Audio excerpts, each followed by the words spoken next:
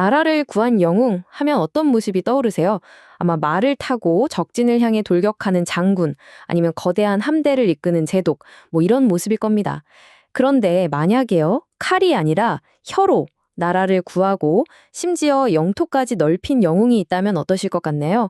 자, 오늘 우리는 역사상 가장 위대한 협상가 중 한 명인 서희의 이야기 속으로 한번 들어가 보겠습니다. 우리의 이야기는 바로 이 숫자에서 시작됩니다.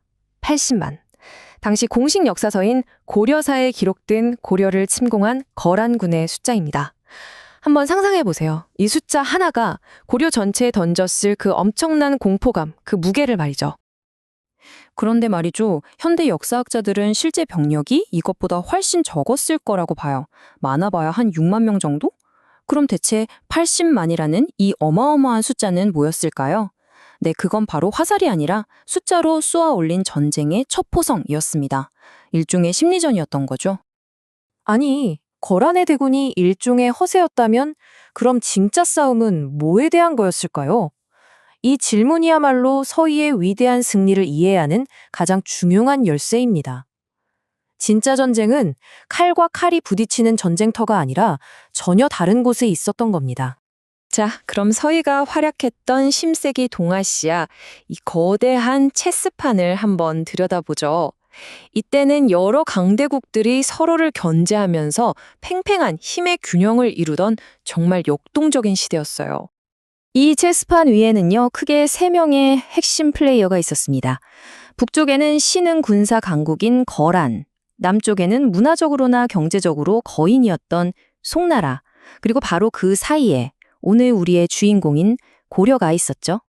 이 체스판에서 거란이 진짜 원했던 거요? 그 궁극적인 목표는 딱 하나였습니다.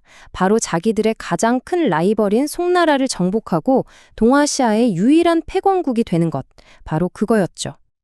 그런데 송나라를 치려면 반드시 먼저 해결해야 할 문제가 하나 있었어요.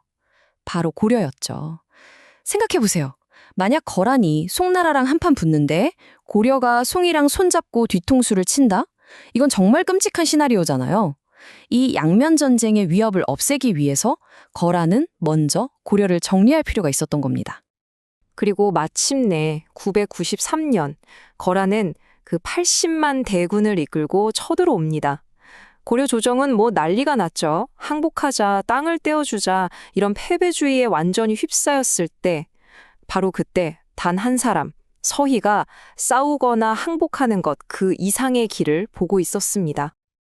그러니까 다른 사람들은 다 거란군의 규모라는 표면적인 사실에 압도돼서 벌벌 털고 있을 때 서희는 혼자 냉철하게 상황을 분석했던 거예요. 그는 적의 진짜 의도를 파악하는 게 중요하다고 주장했죠.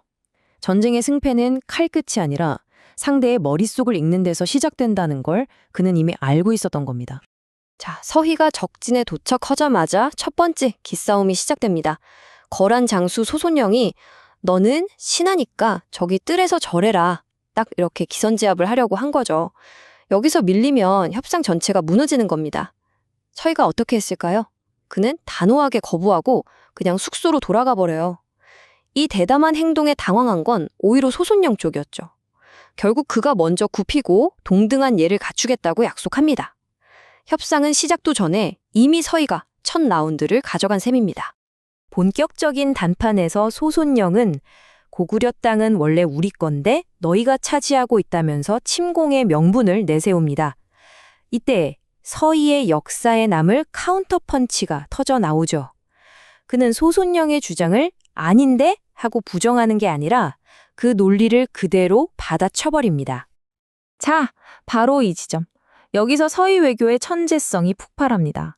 이게 바로 수용호 확장이라는 아주 고차원적인 협상 기술이에요. 마치 유도처럼 상대가 밀고 들어오는 힘을 그대로 이용해서 넘겨버리는 거죠. 네, 당신 말이 맞습니다. 그런데 그 논리대로 나면 사실 우리가 진짜 주인인데요. 이렇게 받아쳐버린 겁니다. 순식간에 침략의 명분이 사라져버렸죠. 그 다음 카드는 거란의 두 번째 불만, 즉 왜 송나라랑 친하게 지내냐는 거였죠. 서희는 이걸요, 거란에 대한 적대행위가 아니라 아니 저희도 그러고 싶은데 여진족 때문에 길이 막혀서 어쩔 수가 없네요 하는 지리적 문제로 아주 능숙하게 프레임을 바꿔버립니다. 자, 이 협상 전체의 판을 한번 뜯어볼까요? 거란이 내세운 주장들은 전부 명분이었고 그 뒤에는 진짜 속내가 숨어 있었죠. 고구려 땅을 명분으로 침략의 구실을 만들고 송과의 동맹을 문제 삼아서 고려를 고립시키려고 했던 겁니다. 서희는 바로 그 속내를 정확히 꿰뚫어 본 겁니다. 그는 거란이 원하는 송과의 관계 단절을 약속하는 척하면서 오히려 그 여진족 몰아내려면 우리한테 땅이 좀 필요한데요? 하는 논리로 우리가 진짜 원했던 강동육주를 얻어냅니다. 이야, 정말 완벽한 판짝이었죠. 그래서 이 협상의 결과는 어땠을까요? 단순히 평화를 지켜낸 수준이 아니었습니다. 정말 놀라운 결과가 기다리고 있었죠. 서희는요, 말 그대로 완벽한 윈윈 딜을 만들어냈습니다. 거란은 자기들 최대 골칫거리였던 고려송 동맹을 끊어내서 전략적 목표를 달성했고요. 고려는 전쟁을 피했을 뿐만 아니라 압록강 동쪽의 노른자 땅, 바로 강동 육주를 얻게 됩니다. 그런데요, 이 외교 승리의 진짜 가치는 수십 년이 지나서야 제대로 드러납니다. 서희가 얻어낸 강동 육주는 곧바로 강력한 요새 기지가 되고요. 훗날 거란이 다시 쳐들어왔을 때 바로 이 땅이 고려를 구하는 철옹성이 된 겁니다. 네, 맞습니다. 우리가 너무나 잘 아는 강감찬 장군의 그 유명한 귀주대첩, 그 위대한 승리의 무대가 된 곳이 바로 서희가 말 한마디로 얻어낸 이 6개의 성이었던 거죠. 이게 정말 중요한 지점이에요. 서희의 승리는 단순한 영토 획득이 아니었습니다. 그는 다음 세대를 위한 국방의 초석을 다진 미래의 안보를 설계한 위대한 전략가였던 거죠. 자, 그럼 맨 처음 던졌던 질문으로 다시 돌아가 보죠. 대체 서희는 칼 한 자루 없이 어떻게 이 모든 걸 해낼 수 있었을까요? 정답은 그가 전쟁의 본질을 꿰뚫어 봤기 때문입니다. 거란의 침공이 그냥 땅 뺏으러 온 군사적 정복이 아니라 송나라를 치기 위한 거대한 정치적 포석이라는 걸 간파했던 거죠. 그러니까 문제를 군대가 아닌 외교로 풀 수 있었던 겁니다.